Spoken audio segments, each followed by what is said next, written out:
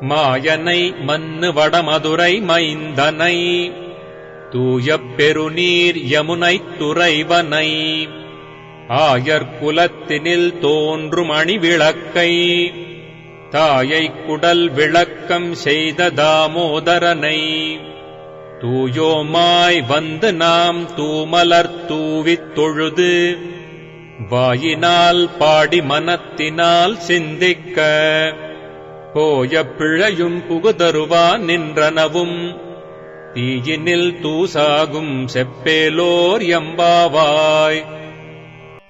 మనమీ వ్రతమును సక్రమముగా పూర్తిచేసి ప్రయోజనమును పొందుటకు వెనుక మనము చేసిన పాపములు ఆటంకములు కావచ్చునని భయపడనవసరము లేదు. ఎందుచేతననగా మన ఈ వ్రతమునకు శ్రీకృష్ణుడే నాయకుడు. అతని గుణములు ఆశ్చర్యకరములైనవి.